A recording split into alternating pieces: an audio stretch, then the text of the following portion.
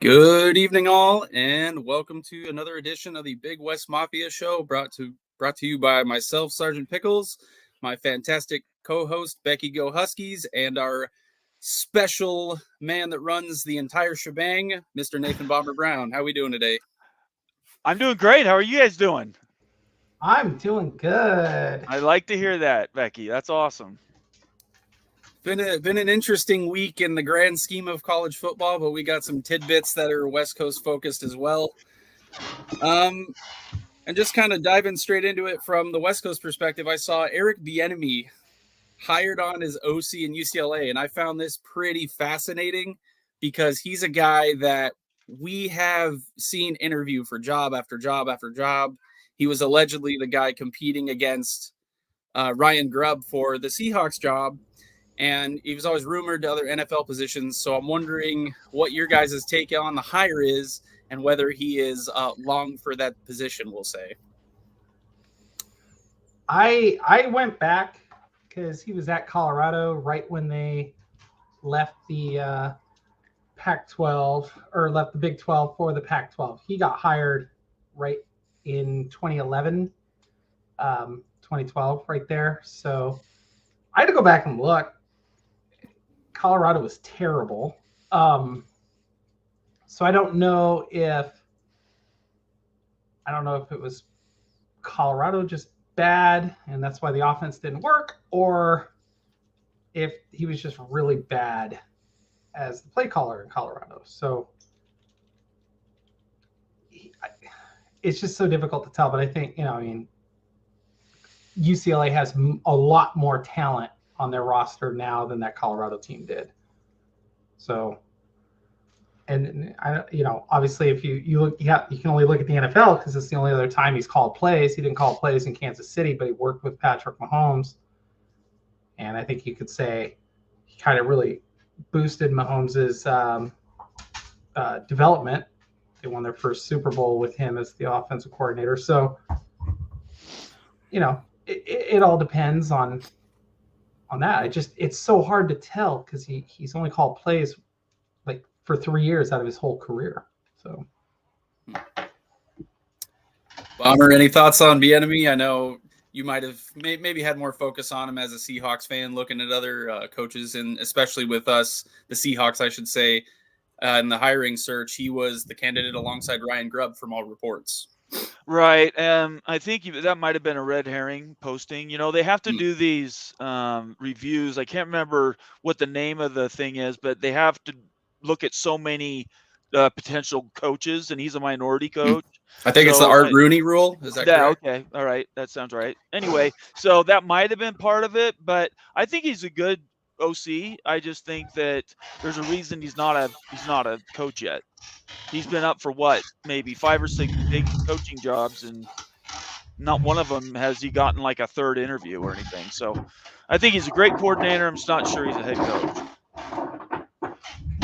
Yeah, apologize on my end if you hear some background noise. I have newborns as always, so bear with me as we get along here.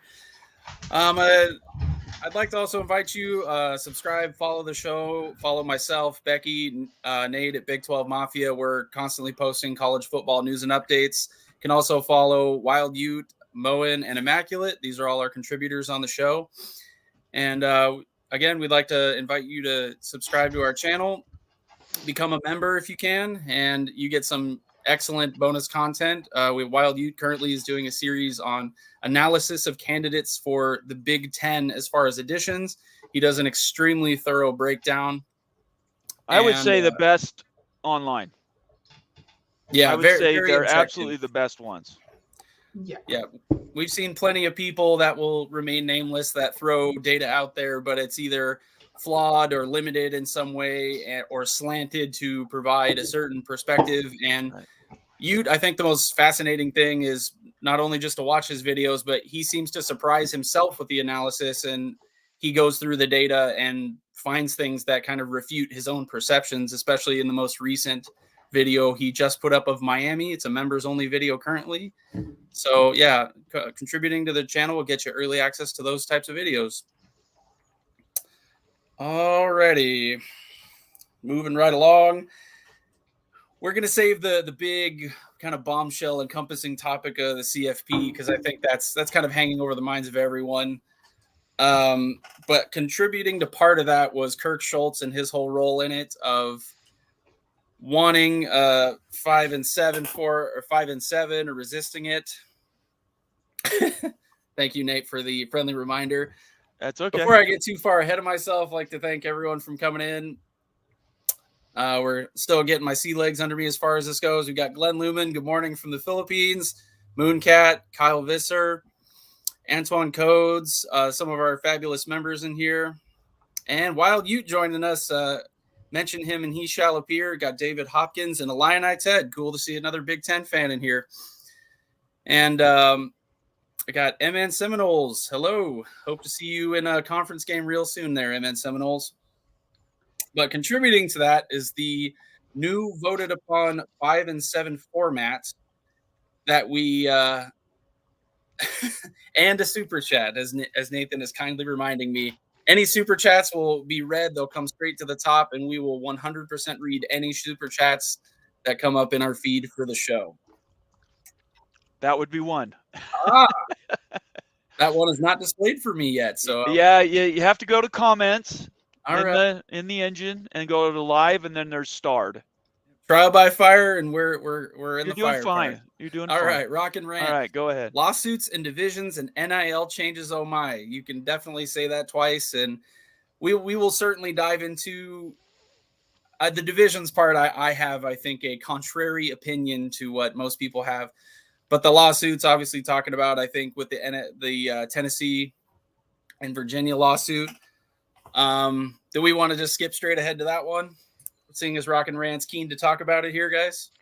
It's your show. Let's do it. You might as well. That's what everyone keeps reminding me. Let's go. All right.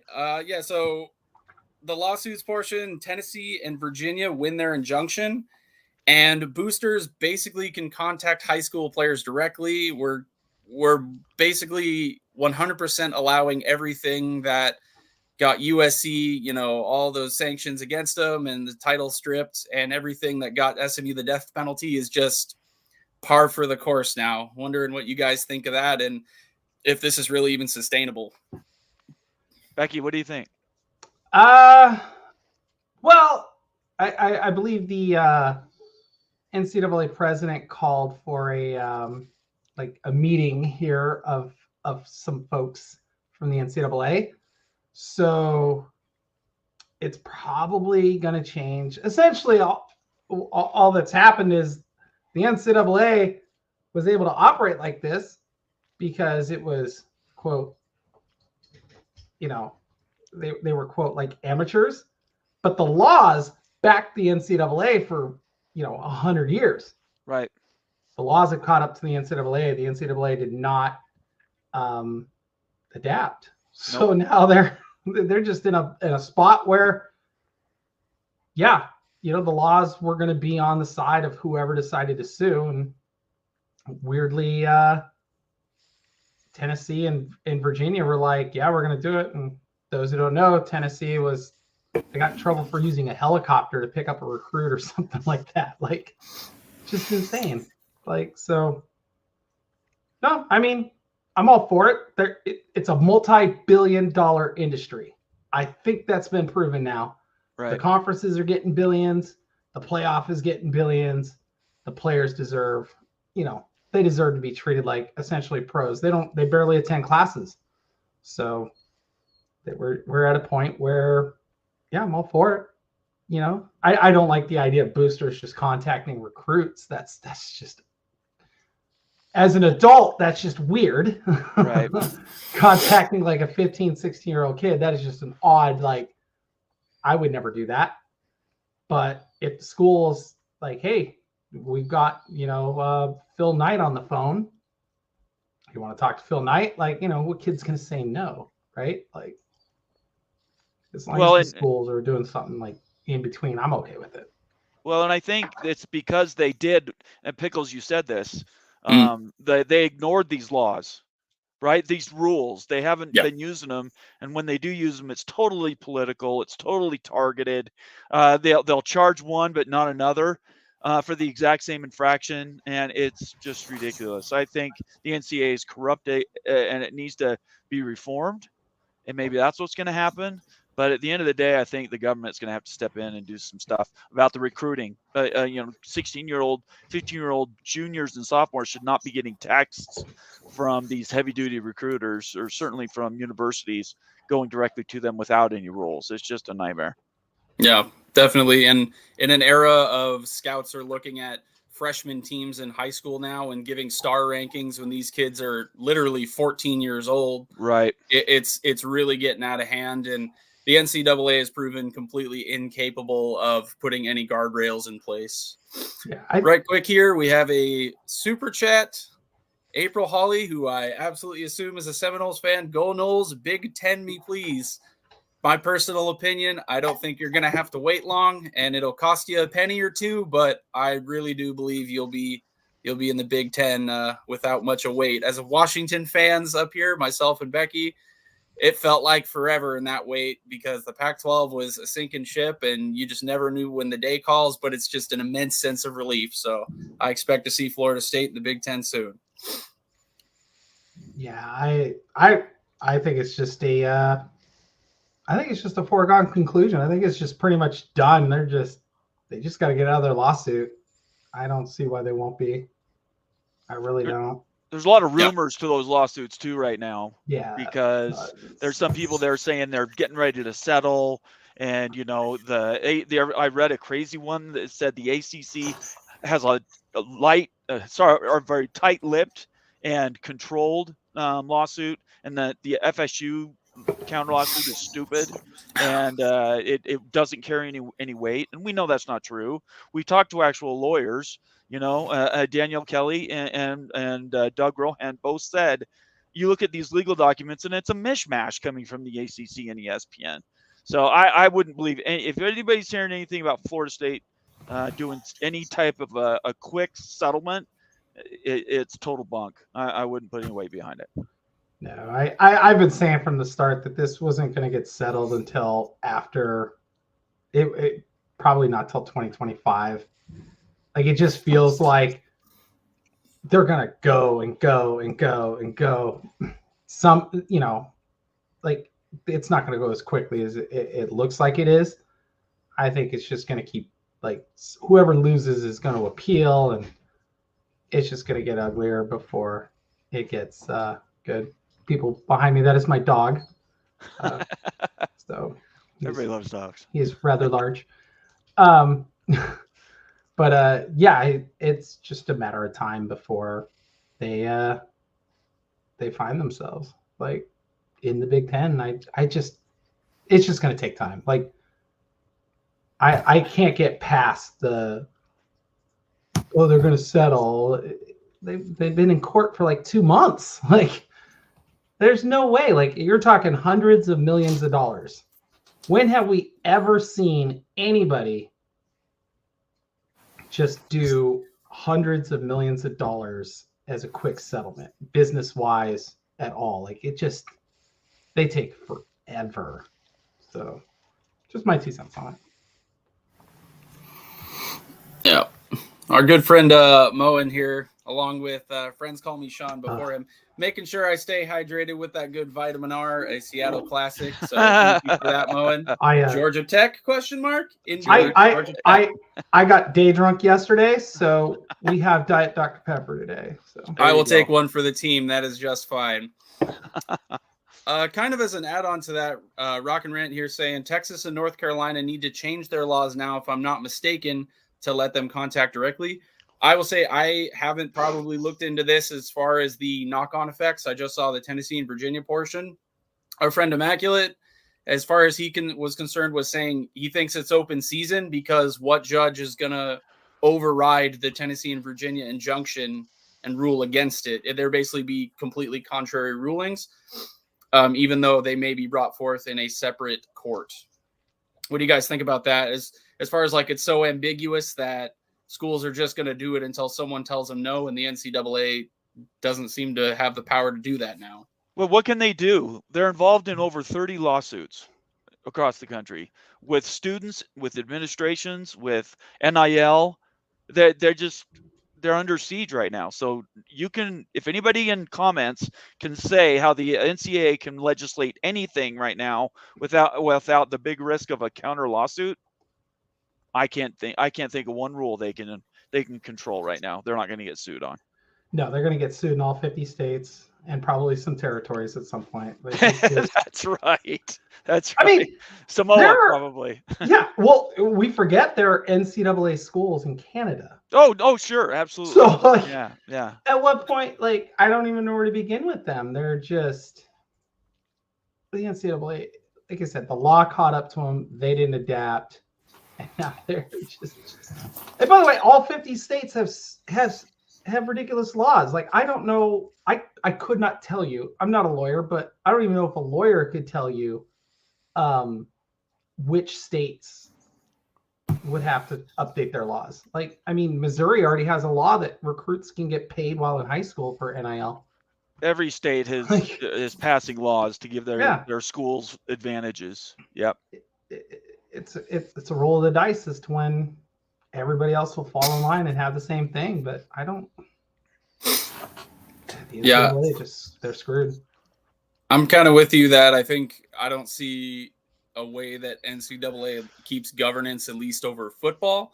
I could see a scenario where perhaps they govern Olympic sports and so on, but football has become such a money generating entity of its own that it really needs governance like a business and to be run effectively and properly. And the NCAA is incapable of that.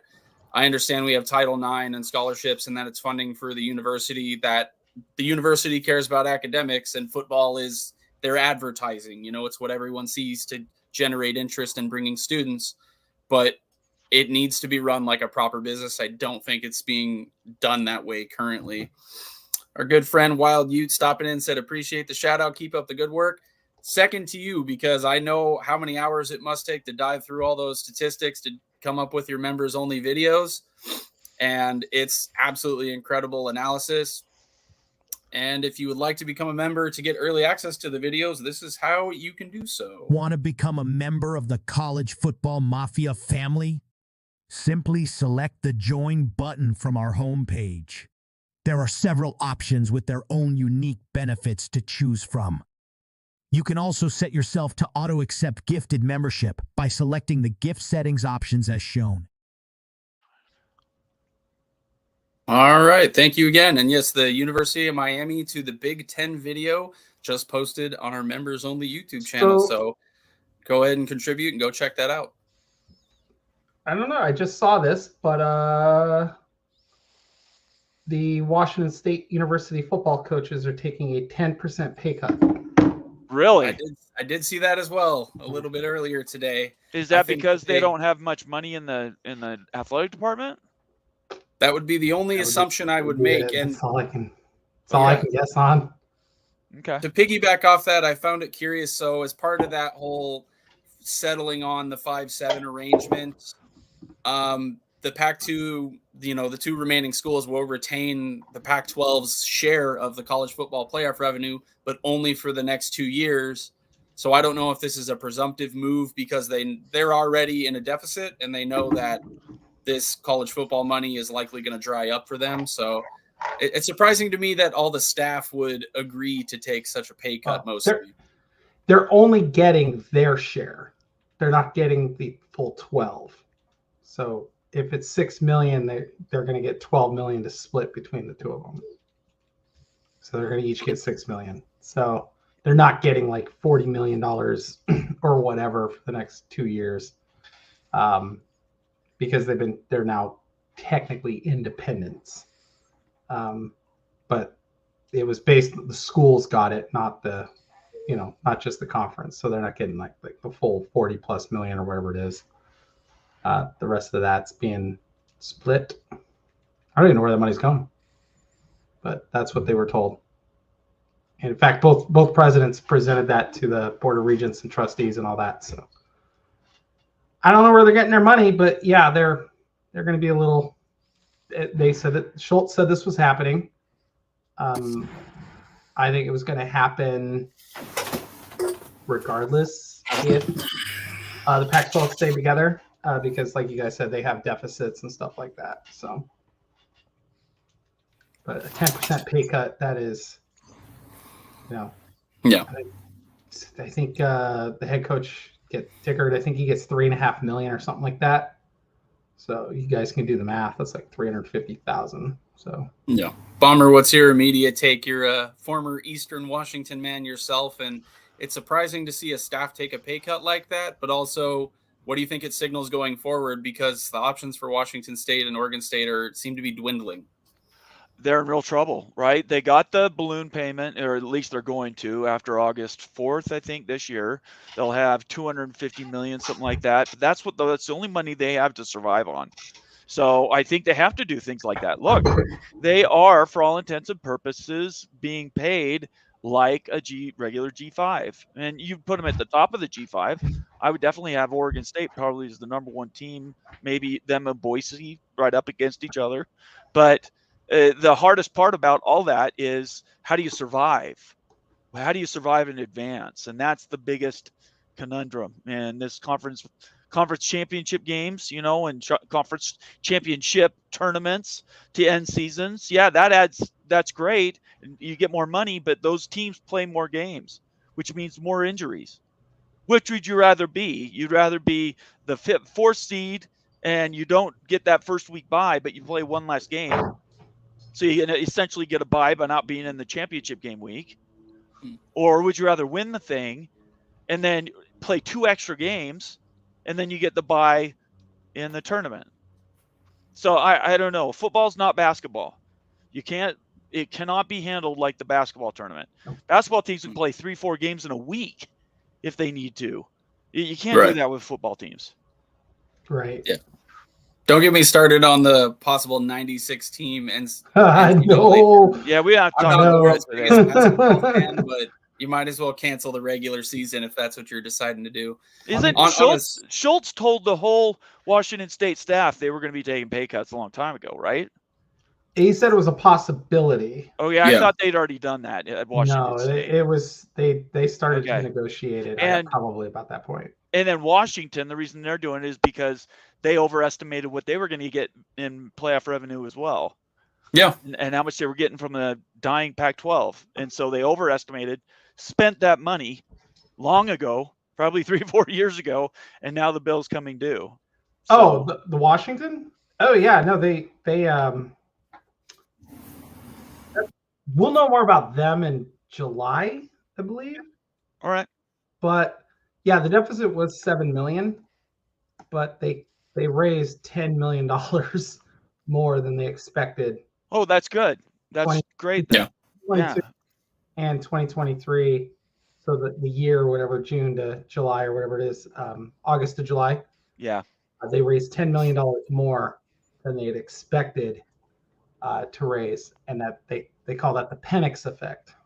How do you guys this is off topic, sorry. You probably have stuff to talk about. I've been wondering how you guys now look at Washington State and Oregon State. Do you feel bad for them? The fans and the administrations? I feel bad for the fans in that, they deserved better than what they got. But at the same time, it's when you live out here and you have to hear it constantly and the amount of bitterness, it's like, nobody roots against you. Like, we really don't. We want what's best for you, but our university presidents are not responsible for your university. Take some responsibility and hold your leadership accountable, because you acted like you had no idea it was coming, and then which was ridiculous. And they're like, we can't wait for Discovery. Discovery did not work out in their favor because it turns out they were also plotting to leave. Yeah. So I feel they find Washington and Oregon for some reason, I think it's easier to lay the blame at the feet of your rivals. And it's kind of strange because they're basically admitting that Washington and Oregon, of the remaining schools after the LA schools left, bring in the money, and they were critical to that deal, being carried through and the Pac actually surviving. So they lay the blame at the feet of Washington and Oregon. look at every single president in the Pac-12 for the past decade as candidates number one of why the Pac-12 died. They allowed Larry Scott to lead them down a path of ruin. They could have fired him at any time. They extended him even when it was going poorly. So even Anna Marie Cauce, the current president of Washington, brilliant move to pull the trigger and go to the Big Ten. She still gets some blame for supporting Larry Scott and Kliavkoff. It's the double-edged sword, but it's the truth.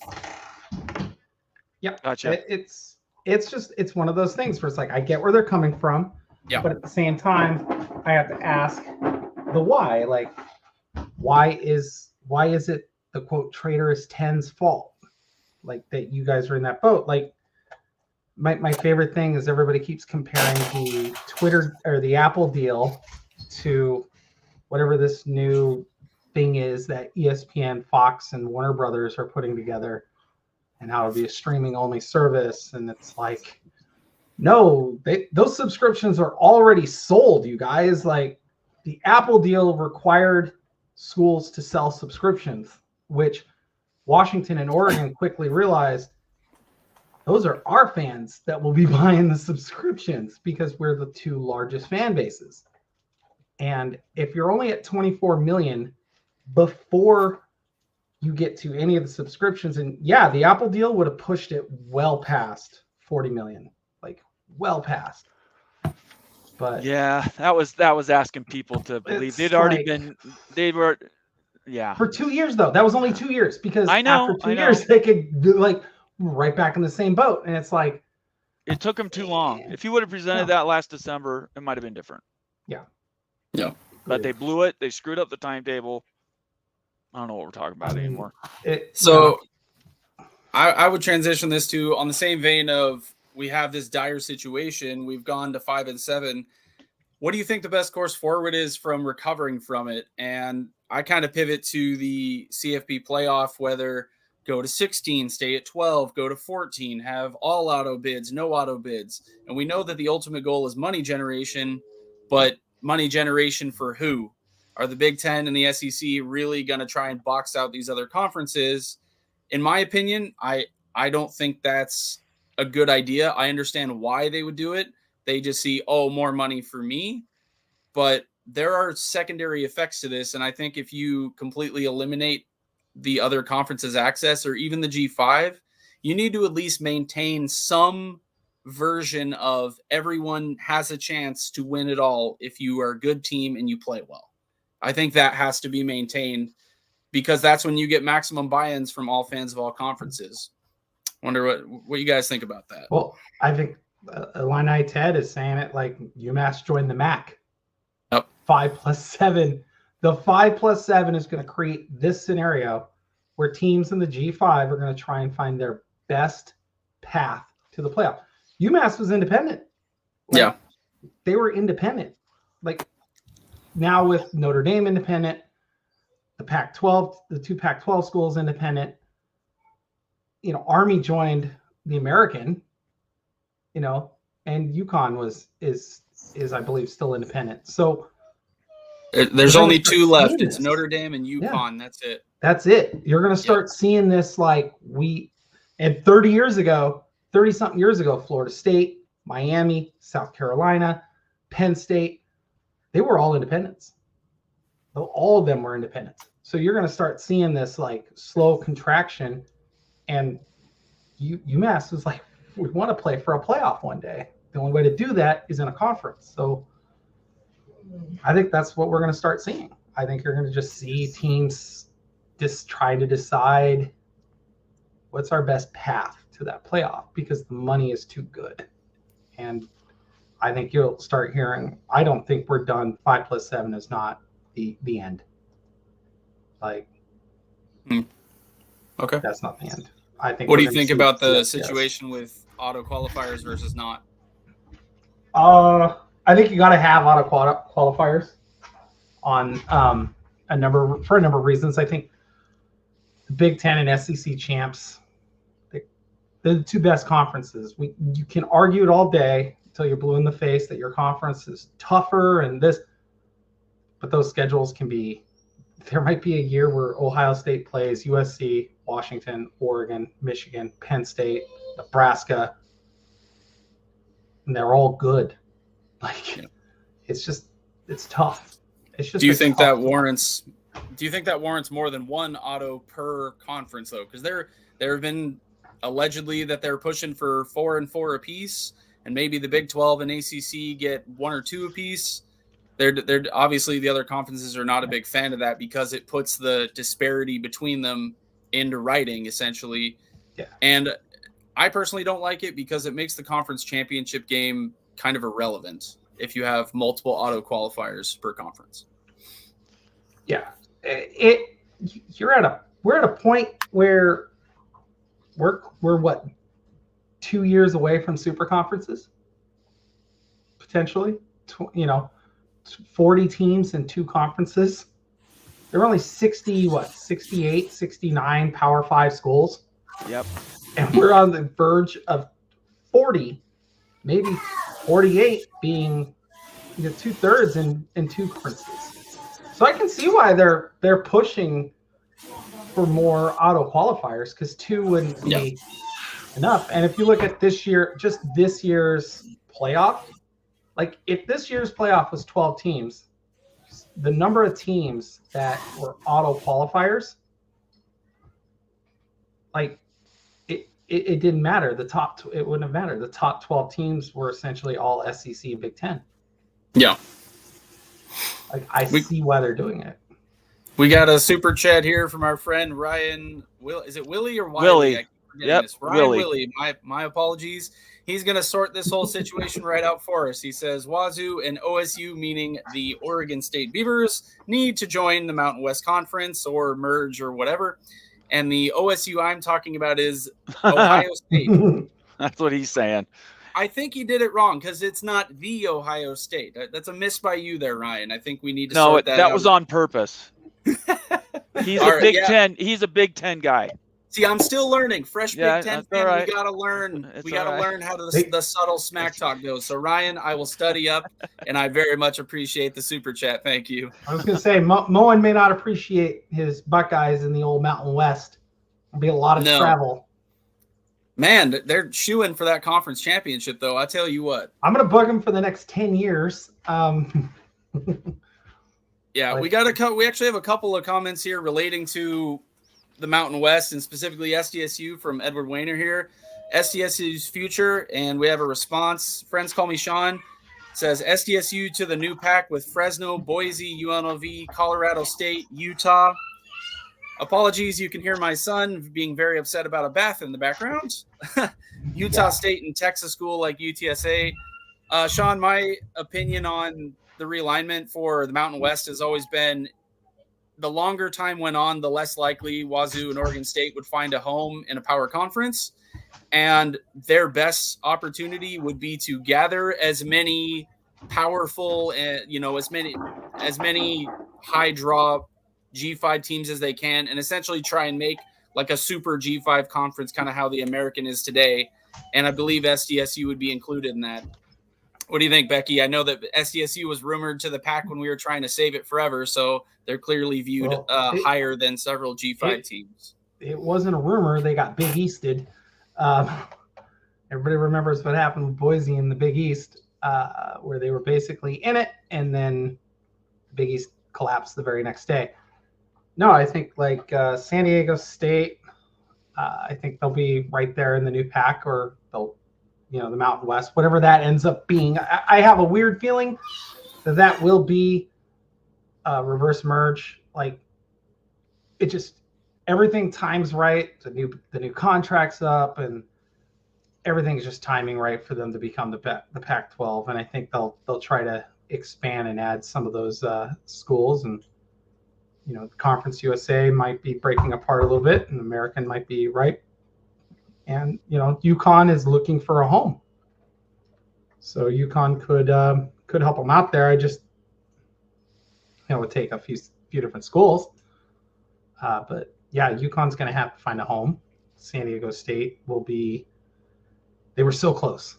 When I say close, like the vote was done, and the paperwork just needed to be signed. The contract had to be agreed. That was it. That's all they needed. It was done. Yeah, Nate, do you think that as a Big 12 fan, I think your sights on what additions your conference can add have been elevated beyond the SDSU and UConn days. Although I do see UConn rumored as a basketball ad for the Big 12. What are your thoughts on that? I can answer the UConn thing right away. UConn's a fantastic school. Their education is top notch. Their basketball team wins championships. All those things you can't argue about. But until you're relevant in football, you don't belong in anything realignment. We found that out this last summer. All the rumors about San Diego State and UConn and UTSA and Colorado State, that was all disinformation. None of it was really based on anything outside of maybe somebody had a trip here or saw somebody there, right? Those are just conversations. They're constantly having those at the conference level. So the only realignment that's going to be happening anytime soon is going to be football. And those football teams are going to consolidation is going to continue to happen. Some of these smaller conferences will get smaller, and some of the mid majors will get bigger. And I agree with you guys that the Pac-12 name is there. They might change it back to the Pac-10 or something, but I think they are going to bring in teams from the Mountain West, and they can be the best G5 conference. Instead of fighting your destiny, just own it and go out and try to be the best of what that is. And Washington State and Oregon State could be competing for a playoff spot every year. And there's a lot of schools in a lot of these other conferences. Illinois probably can't say that, right? Mississippi State, it's going to be very tough. Vanderbilt, almost impossible.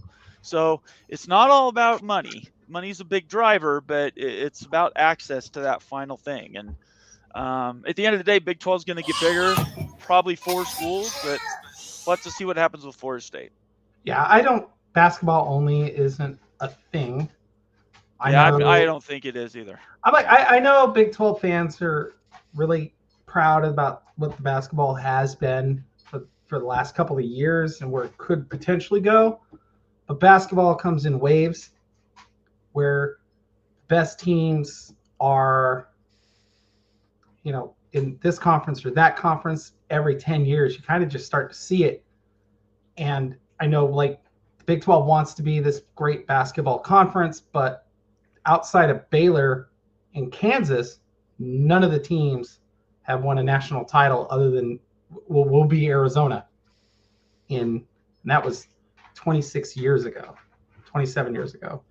So I know it could be a big thing and I know it could be great, but basketball doesn't drive the money like people think. There's a reason why CBS and all them pay billions for the tournament, but don't air games once a week. You know what I mean? On Saturdays or Sundays. So basketball is not a thing outside of the blue blood, which is Kansas. And if Kansas were to ever be talked about for realignment, it's they're just like UCLA. Just happened there. UCLA's football program hasn't been really relevant in 25 years, but their basketball team is. Yeah. It's basketball. You walk in the college pavilion, you don't see Final Four banners, people. They don't have enough space. It's Indiana and Purdue in the Big Ten. You're not necessarily bringing the football value, but you got to bring something to the table. You have to contribute in some way. Put the conference brand out there in the 2 major sports that generate money, both football and basketball. So if you're not bringing the weight in one of them, at least one of them, you've got a problem. And I think several schools find themselves on the precipice of that. Becky, you and I are going to be fighting this battle from our good friend Ryan, who is a Wisconsin Badger fan till the end of time. We will find out how the real UW is. My friend, we keep telling you and reminding you, you are 0-4 all time against the real UW, the University of Washington. And the real UW does not go 0-2 against Wazoo, which unfortunately Wisconsin did in the last 2 years. Also, but I absolutely agree with you, my friend. We will play in 2025, and I hope a new pseudo rivalry in the Big Ten of sorts will come to fruition. But thank you again, Ryan. Yeah, I just want to point out we're UW, they're UW. They can have the UW. We're UW. Yeah, all in the semantics, I guess. Yeah. It's not semantics to Badgers. Yeah. You guys are going to find out, like, you're going to a conference that actually cares about things. Yeah. Well, we've always cared the about Big things. Ten, you have, Yeah. but the Pac-12 was nothing when it came to social media, the braggadocio. Unless you were USC, and nobody likes Oregon. Well, Those are the only Oregon, two schools that took any bandwidth. You guys are going to a conference. Yeah. These people will literally gut you and throw you to the fish. So yeah, 3 of the 4 new additions to the Big Ten, Oregon, Washington, and USC, were essentially the teams and the fan bases who really care about football. And it might have not been recognized on the East Coast, but amongst the West Coast fan bases, those are the 3 that stand apart, in my opinion, when it comes to football. So it's very good we're going to the Big Ten together. Like, people don't know that tailgate scene at UW is out here in Seattle is elite at times. Like, between the sailgating and then the 4 parking lots of just people. I mean, this is Seattle. You can do whatever you want around that stadium. Nobody's going to stop you. You're welcome to Seattle. Everything gets a little weird and everything gets a little fun. And it's the only place where the football games are the only time where the cops do not care if you're drinking a beer while walking down the street. Yeah. They do not care. Our future conference mate, Illini Ted here, says, do we get the Big Ten Network? It would be informative to watch the upcoming spring games. I definitely make a plan to pay much more attention. I've always obviously paid attention to the Huskies and West Coast teams, but trying to keep tabs on a conference of 18 teams will be certainly a challenge. I will do my absolute darndest, but there's definitely a learning curve, and I expect to see a lot of Rose Bowl rematches on the Big Ten Network starting out. But it's also funny to me that it's easier in most instances to find the Big Ten Network than the Pac-12 Network, even on the West Coast. So we have that going for us. Looks like Lee is saying USC has the worst fan base outside of Michigan. When you meet an Oregon fan, Oh man. ooh, There's a caveat. Oregon fans under the age of maybe 35 to 40, if they're older than that, super cool to talk to. Yeah. If they're younger than that, they don't remember pre-Phil Knight. They don't have an appreciation for how good it is. They also don't live in Oregon. So that is usually never also been true. to an Oregon game. Hey, I'm never going to deny that Oregon's marketing is top-notch. No, they are Nike advertising with a school bolted onto the side of it. It's great. Yeah. I mean, like, when it comes to fan bases, yeah, like, the 4 fan bases are good. Like, UCLA basketball fans will drive you to drink. Like, especially when they're great. Especially when they're great. Like, UCLA fans, their basketball team is, flying high. They will absolutely they will irritate you. They will tell you how bad your team is, and they like to remind you that they won 100 national titles, and that's why you don't see any banners other than national title banners inside Poly. So yeah. Bomber, I know you've experienced some of that in Big 12, and Oregon fans seem to be getting a lot of hate, but hopefully that generates some good rivalries going forward for you. Sure. Yeah. I don't really have a strong opinion on that. Whatever comes. Yeah. Sorry, getting a little bit distracted by a side thing I got going on. I was actually kind of curious about this to see, we got the combine coming up and NFL draft. I'm always really interested in that, especially from a new conference perspective. Based on the future realignment, the Big Ten is going to have 90 participants in the combine, beating the SEC by 1 player. The SEC is going to have 89. So, and the drop off, I apologize for not having the numbers, but it goes, the drop off is quite a lot to the conferences beyond the SEC and Big Ten. But it says Penix, Nix, Rattler, and McCarthy will all throw, and Daniels and Williams will not. And every mock draft I've seen shows Daniels and Williams getting drafted higher. I'm curious what you guys think about this kind of trend I've seen of players, especially high draft pick level players, opting out of workouts, or I'm just going to do it at my pro day in my, comfy home stadium. Do you think that helps or hurts them going into a draft? So So Kurt Warner, the guy who won the Super Bowl, great quarterback at the Rams. Everybody knows who he is. He said he has evaluated all the top quarterbacks and looked at them, watched them live, and he says right now he wouldn't draft any of them. He says they're one or two. They're very, very shallow in their reads. Nobody gets to a third read ever, and they're very simple systems they come out of. So as far as he's concerned, anybody that's drafted this year is going to be a project. That includes Williams. So I would be really, if the Seahawks drafted somebody at 16, that would be a reach, I think, for who's going to be available. I mean, Penix will be there in the second round, I think. But, I don't know. Yeah, Kurt Warner looks and he doesn't like what he's seeing. I don't know what these other coaches are looking at. I look at like Williams. If you watch Williams play a ton, like he should have been sacked 100 times. Like I counted at least 25 missed sacks between Oregon and Washington alone. I think he's a right-handed Michael Vick who's a little bit more accurate, and he'll do some things. I don't know if Daniels is that great. I wasn't impressed. He got the Heisman based on stats, and if you go watch his games, he had like 16 touchdowns against the 3 worst teams. Yeah, he's playing in the fourth quarter against Army. You're up 40. Why are you playing in the fourth quarter against Army? Yeah. I don't, but I get Penix. Penix has had multiple knee issues and a shoulder issue. So right. Get it. I have said even before the season started, I was like, Bo Nix will go in the draft before Michael Penix because of the injuries. So I totally understand it, but I don't think that I know like Kurt Warner saying that and all that. I don't think they're projects. I do think like, the most pro-ready player will end up being. I think Williams is just legit. He's legit. Like I know it's like he's not one read and throw.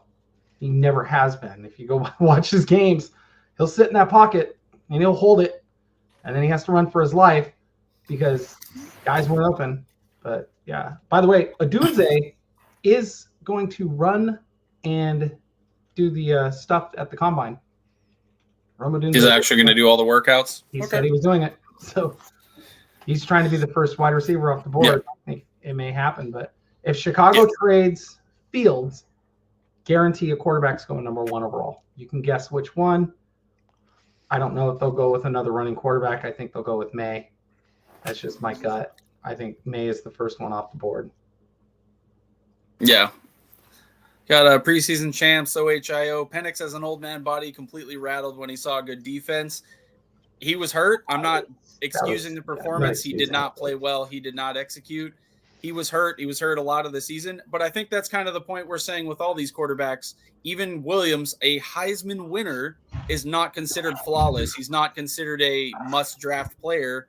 Even Daniels, there's questions about why his team had 3 losses. And arguably the LSU defense was not up to snuff, but none of them are flawless.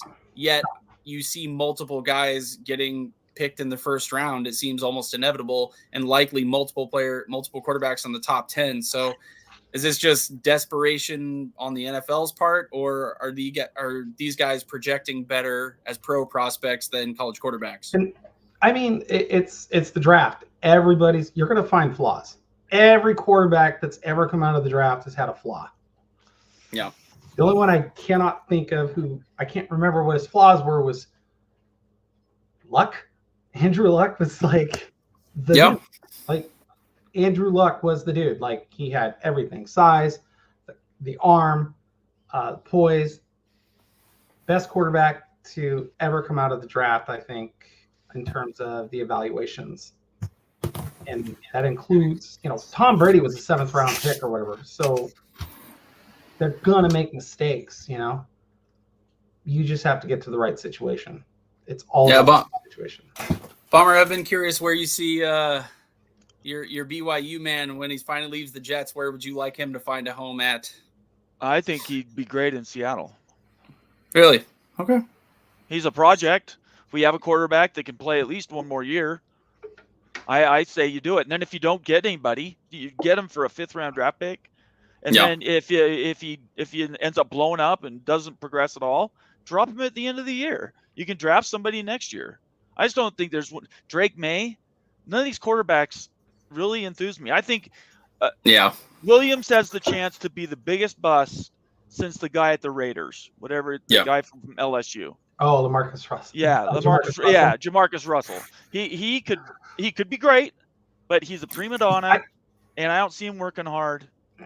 I don't see him doing what Russell did, which is when they hand him a blank DVD and then they go, "Hey, can you analyze it?" And then they ask him about it the next day. He's like, "Oh yeah, I watched all the plays," and they're like, "It was blank." Yeah, there are 3 guys that come to mind when we mention busts. It's Jamarcus Russell, Johnny Manziel, and Ryan Leaf. Ryan Leaf is the other one. Yeah. Ryan Leaf is well known to Washington fans, but just statistically, 2 of the 5 or 6 top end guys are going to be busts. 2 more are going to be just average, and 1 or 2 are going to be really great. And we're all trying to split hairs here, but it's easy for me to shill for Penix, but I'm very aware of his age and his injury history. If he has a bad O-line, he's not going to be able to throw the ball downfield despite having the best arm talent. Williams or Daniels are the best pure athletes, but we're arguing about guys much like Justin Fields, who was brought up here in chat. They go to bad teams with bad offensive lines and bad receivers. There's limited talent around them. So it almost begs the question, do the guys that fall and slip down to a semi-successful team or even a team that'll park them on the bench for a year or 2, are they better off than these guys that go first overall, first through 10 picks? Mitch Trubisky, their line I said, there's another one. I know Bears fans have had some very interesting carousel of quarterbacks going here. But he wasn't a bust, though. He wasn't a bust necessarily. Yeah. He just was a mediocre quarterback. He's not a great quarterback. He's just a quarterback. He's not somebody anybody would look to and say, you're going to be the savior. Trubisky had that one great year, everything lined up. We could say the same thing about David Carr. Yeah. Every year there's a guy who's like serviceable and really good and did this. Geno Smith was that guy. He was a bust, and now Geno Smith is still playing, and he's started a playoff game now. Yep. And where my Mountaineers at? We got you. We're big Geno Smith fans out here in Seattle. Yeah. I know Coos likes anybody who likes Geno. Yeah. He has a lot of Seahawk friends then, because we got Bruce Irvin and Geno Smith. Who always be loved here in Seattle. He recognizes that. Yep. Absolutely. Bruce Smith and Geno Smith, or Bruce Irvin, those guys can't go anywhere in the city. The old that whole, I'll just say it, Bomber, you know this. That LOB team was gone. It's the best defense I've ever seen in my life. Yeah, those guys can't go anywhere. Certainly so. Yeah. If Pete would have had like this killer instinct like Belichick does, they would have scored 65 points on Denver that night. He let off the pedal in the 4th quarter. They could have just kept rolling down the field. There was nothing they could do to stop them. Yep.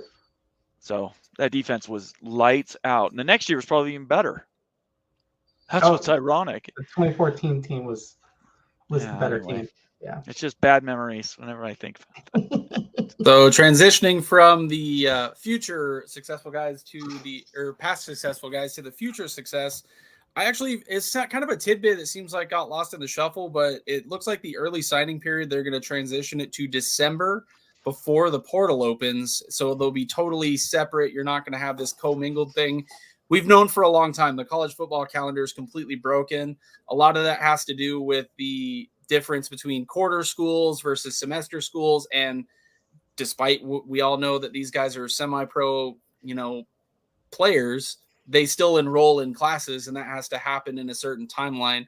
I personally think this is a positive step forward to separate out portal transactions from high school signing transactions, both early and late. What do you guys think about this move, if it's good or bad, and what would you like to see in addition to this? I like it. I mean, there's a dead period right at that point too, but coaches start to. That's usually when you see firings. Yeah. Because you didn't make your bowl game, or you Right. made a bowl game, it's not good enough, Yeah. or hey, guys are going off, like they're retiring, stuff like that. That usually happens about that point. And it just makes sense because now you can kind of juggle your numbers better. Oregon is what, 6-7 guys over the limit on scholarships, and they now have to make a decision, and then they're going to turn around and have a spring portal where they might try to bring in more, right? So it gives them that balance, because I think we saw here in Washington, Kalen DeBoer's preference was to get the pieces in the portal that could get you to win now, and then develop the guys who came out of high school. So he wanted guys who were there 3-4 years, not 1-2 years.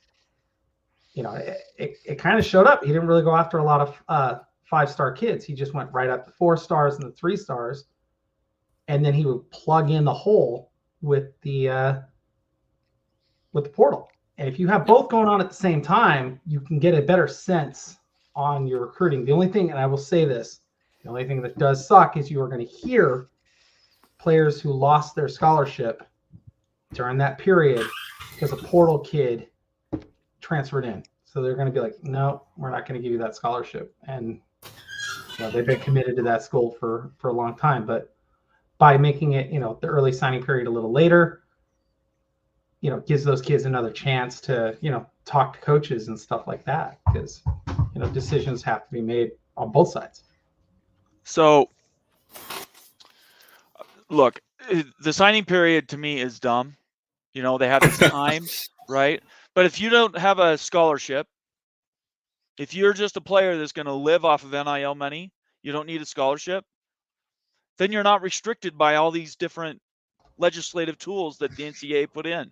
The commitment letter, what is that called? It's called the National Letter of Intent.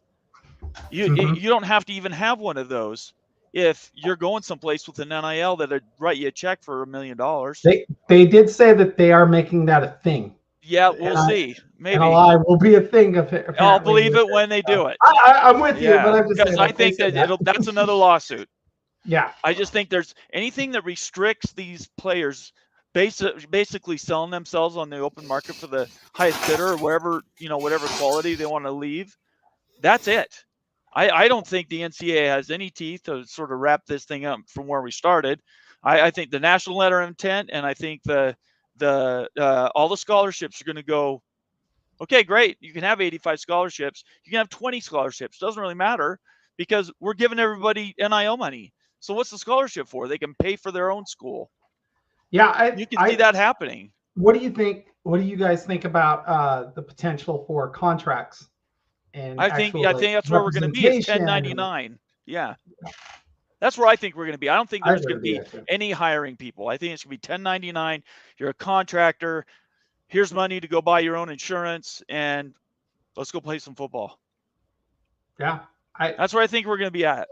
I think we're there. I think we're almost there. I know, like, when guys do leave with the NLI, you can get penalized with that NLI now because it is a contract. So if you leave and they're paying you some money, you may be forced to pay some of that money. Oh, back. Sure. Yeah, you bet. So, absolutely. It's just like any other type of contract. Yeah. So, I mean, like, might as well give these kids a contract. The only thing I have a question about would be, if it's contract, you're stuck there for 2 years. You're going to sign. I'll say it out loud. No player will sign more than 2 years at any point. You might just only get year contracts. Yeah. Most of these guys probably won't sign a multi-year contract. I think I think it would be 2 years coming out of high school, because you have the red shirt. Maybe. Like, hey, we're gonna, you can red shirt, or 3 years if they decide, hey, we're going to give you a scholarship, but you're going to gray shirt before you red shirt. So, I mean, all that, there's so much to it that's in play. So, yeah, I definitely think it's a changing situation. I would love to see the calendar get completely overhauled, and if they go to a employee model or independent contractor model, they can actually adjust this schedule so it makes sense. It's not dictated by everyone, but Yeah, wrapping up here.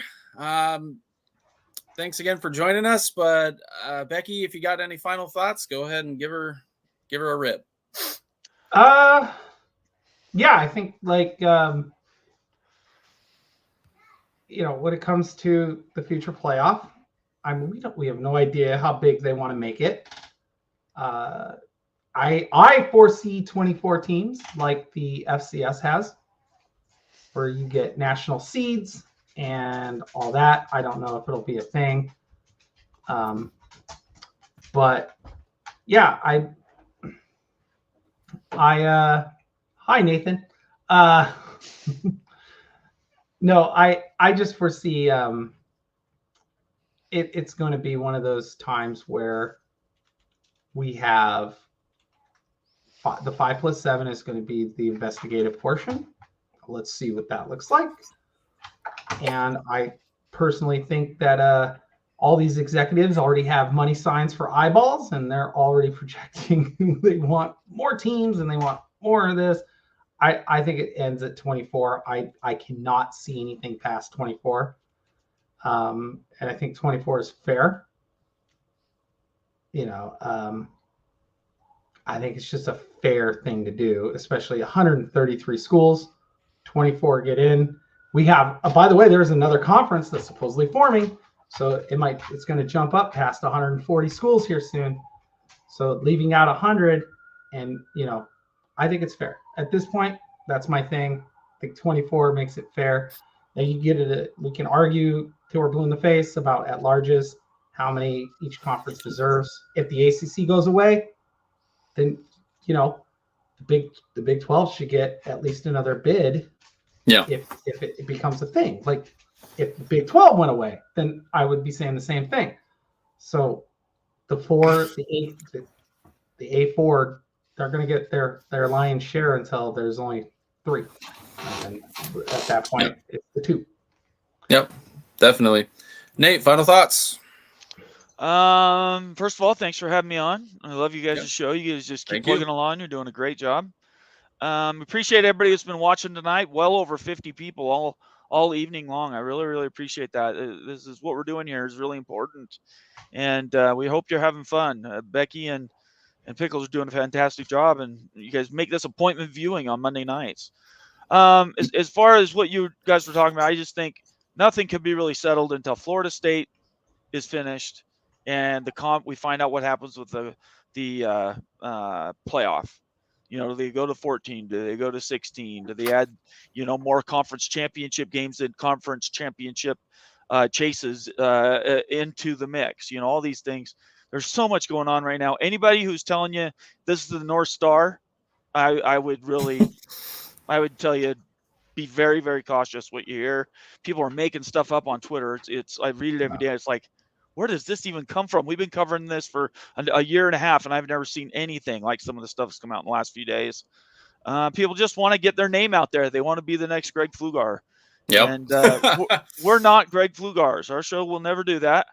But we invite you to become a part of the family, and we do go through the news, and hopefully you with us, we learn stuff and we get better. So tomorrow night we have a show, 8 p.m. Eastern. Join us for Big 12 Mafia night of the College Football Mafia Network, and we'll love to have you then. Again, thanks you guys for having me on. Yeah, thank you. And that's going to be it for us here at the Big West Mafia Show. Of course, check out Nate, Immaculate Moen, and Wild Ute, all their content. We got shows Tuesday, Wednesday, Friday, and Sunday night, the much anticipated Moen After Dark drinking hour. Yes, for sure. Please become a member, support the channel, and you get exclusive access to some fantastic videos doing Big Ten or schools to the Big Ten analysis videos by Wild Ute. And from all of us here at Big West Mafia, we hope to see you next Monday, 8 Eastern, 5 Pacific. Thank you again, and good night, everybody. Peace out.